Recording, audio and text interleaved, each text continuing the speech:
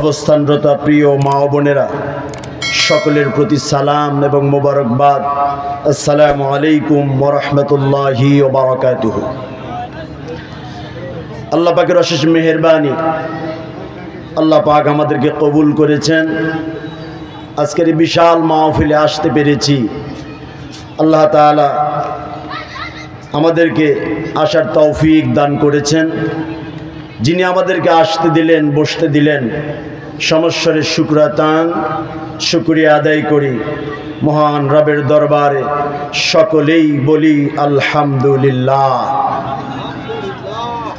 দরুদ সালামটুকু পৌঁছে দিই মানবতার মহামানব, নাজাতের কান্ডারি, মুক্তির দিশারি, সাইয়্যিদুল মুরসালিন, খাতামান নবিয়্যিন, রাহমাতুল লিল আলামিন, সাইয়্যিদুনা কুদওয়াতুনা হাবিবুনা, বিশ্বনবী, বিশ্বনেতা জনাবে মুহাম্মদুর রাসূলুল্লাহ, সকলেই বলি সাল্লাল্লাহু আলাইহি ওয়াসাল্লাম।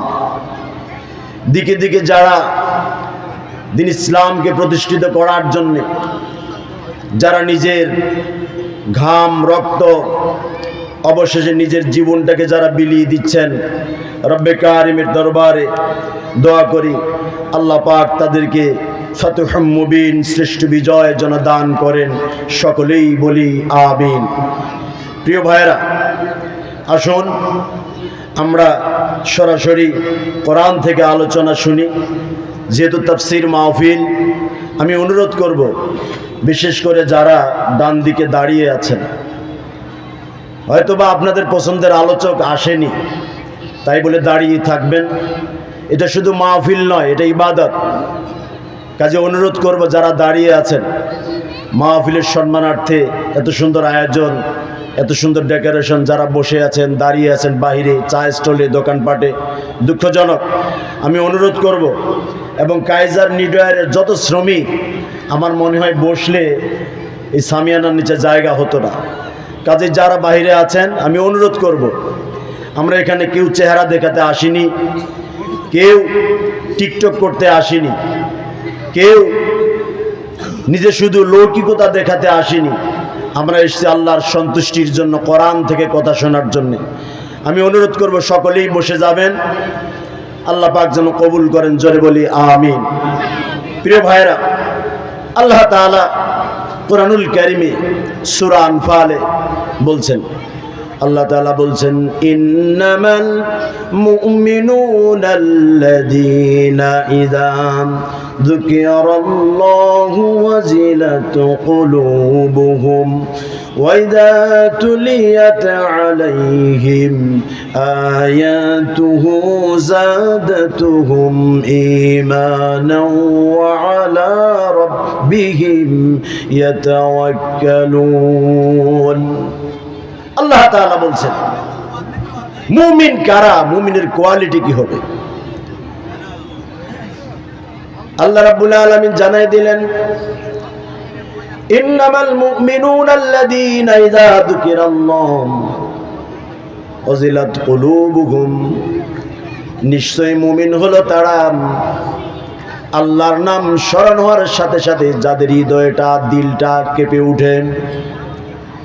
এই পৃথিবীতে যারা মুমিন হবে, যারা ঈমানদার হবে, যারা দিনদার হবে, যারা ইসলামী আন্দোলনের কর্মী থাকবে, তারা পৃথিবীতে র্যাব, পুলিশ, বিডিআর, কোন নেতা, কোনো মানুষকে ভয় পাবে না, কারো জন্য তাদের দিল কাঁপবে না। শুধু আল্লাহর নাম স্মরণ হলে তাদের অন্তরটা, দিলটা কেঁপে উঠে। সুবহানাল্লাহ। রাব্বুল আলামিন পরে বললেন, ওয়াইজা তুলিয়াত আলাইহিম আয়াতুহু যাদাতুহুম ঈমানা।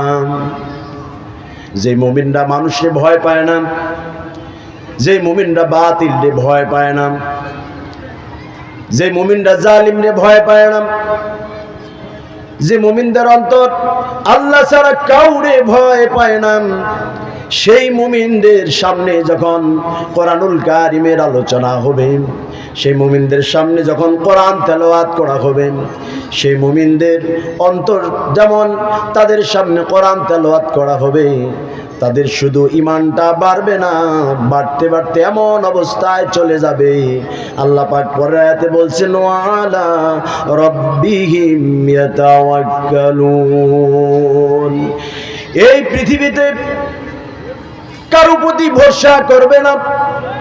অভাবের সময়, অনটনের সময়, কষ্টের সময়, জেলের সময়, জরিমানার সময়, কারাগারে থাকার সময়, আমরণের সময়, বাতিলদের জুলুমের সময়, পুলিশের বন্দুকের নলের সামনে, ফাঁসির মঞ্চে দাঁড়িয়ে এই মানুষগুলো কারো প্রতি ভরসা করবে না, কারো প্রতি তাওয়াক্কুল করবে না, একমাত্র কেবলমাত্র একজনের উপরে করবে, তিনি হলেন একমাত্র কে? আরো জোরে, আরো জোরে। প্রিয় ভাইরা আমার, আজকে যে মাহফিলে বসেছি আমরা, এই মাহফিলটা শুধু আলোচনাই নয়, এটা একটা ইবাদত। রব্বুল আলামিন কোরআনুল কারীমে জানায়া দিলেন ওয়াইদা কুরিয়াল কুরআনু ফাসতামিউ লাহু ওয়া আনসিতু লাআল্লাকুম তুরহামুন। রব্বুল আলামিন জানায়া দিলেন ওয়াইদা কুরিয়াল কুরআন, যখন তোমাদের সামনে কোরআনের আলোচনা হয়, কোরআনের ব্যাখ্যা হয়, কোরআনের বিশ্লেষণ হয়, কোরআনের তাফসীর হয়, ওই সময় ওই মানুষগুলো যদি কিছু শর্ত মেনে নিয়ে যদি কোরআনের কথাগুলো শুনেন, বাহিরে দাঁড়িয়ে না থেকে যদি কোরআনের কথাগুলো তারা শুনতে থাকে, রব্বুল আলামিন বলছেন দুইটা শর্ত। এক নাম্বার শর্ত হলো তারা শুধু চুপচাপ সহকারে শুনবে, কানগুলোকে খরগোশের মতো খাড়া করবে, আর আংসিতু শুধু চুপচাপ থাকবে। এই দুইটা শর্ত মেনে নিয়ে যারা কোরআনের কথাগুলো শুনবে, রব্বুল আলামিন বলছে তাদের উপরে আমার জন্য ওয়াজিব হয়, তাদের জন্য ফরজ হয়ে যায়, তাদের উপরে রহম আর করুণা আমি আল্লাহ রাব্বুল আলামিন আমার আরশ মোল্লা থেকে অবারিত ধারায় নাজিল করতে থাকি। সুবহানাল্লাহ। রহমতের মালিককে ছোট করে বলেন, আরো জোরে। প্রিয় ভাইরা আমার, যে মাহফিল শুনলে রহমত, এই মাহফিলটা শুধু রহমতই শুধু না, যে মানুষগুলো কোরআনুল কারীম পড়তে পারে না, যে মানুষগুলো কোরআনের কথাগুলো শুধু শুনবে, পড়তে পারে না, একটা মানুষ শুধু কোরআনের কথাগুলো শুনবে, পড়তে পারে না, একটা মানুষ পড়বে, তেলাওয়াত করবে, কোরআনুল কারীম তেলাওয়াত করবে, আর একটা মানুষ পাশে বসে শুনবে। এই মানুষটা, যে মানুষটা পড়তে পারে, তেলাওয়াত করতে পারে, এই মানুষটা তেলাওয়াত করার কারণে রব্বুল আলামিন তার আমলনামায় যত সওয়াব দান করবে। যে মানুষটা পড়তে পারে না, শুধু মনোযোগ দিয়ে শুনছে, শোনার কারণে রব্বুল আলামিন তাদের আমলনামায় দুইজনের মতো, যে পড়বে তার আমলনামায় যত সওয়াব দিবে, আল্লাহ রাব্বুল আলামিন যে শুনবে তার আমলনামায় তত পরিমাণ সওয়াব দান করে দেবে। আরো জোরে, আরো জোরে। এই কোরআনের কথা বলতে গেলে এখন বাধা আর বাধা। 17 বছর পরে শুধু পারমিশন ছাড়া মাহফিল হচ্ছে, না হলে আগে তো পারমিশন নেওয়া লাগতো। যেই কোরআন এত রহমত, যেই কোরআন শুনলে সওয়াব, যেই কোরআন মানলেও সওয়াব, যেই কোরআন পড়লেও সওয়াব, সেই কোরআন শুনতে গেলে, সেই কোরআনের আলোচনা করতে গেলে শুধু বাধা আর বাধা। রাব্বুল আলামিন বলছেন বাধা দাও, ইচ্ছে মতো দাও, কিন্তু আমি আল্লাহ রাব্বুল আলামিন ছাড় দেই, কিন্তু ছেড়ে দেই না। যেই দিন ধরব তাদের ব্যবস্থা করব। রাব্বুল আলামিন তাই করলেন। যারা কোরআনের মাহফিলে বাধা দিয়েছিল, রাব্বুল আলামিন তাদেরকে এই দেশ থেকে দেশ ছাড়া করে তাদেরকে বিদেশে পাঠিয়ে দিয়েছে। ঠিক না বেঠিক? ইতিহাসের দিকে তাকা। যারা এমনই করবে, কোরআনের কথাগুলোর মানুষের সামনে বলতে দেবে না, নিষেধ করবে, বাধা দেবে, সেই রাব্বুল আলামিন বলছেন তাদের আর বেশি সময় নেই। আল্লাহ তাআলা বলছেন অবশ্যই এর পরিণাম কঠিন হবে। প্রিয় ভাইরা আমার, এই কোরআন যারা শিখবে তাদের জন্য কি হবে? কোরআনুল কারীমে রাব্বুল আলামিন যেমন জানায় দিলেন, নবীজি সাল্লাল্লাহু আলাইহি সাল্লাম হাদিস শরীফে কি সুন্দর করে বলে দিলেন, মান করাল কোরআন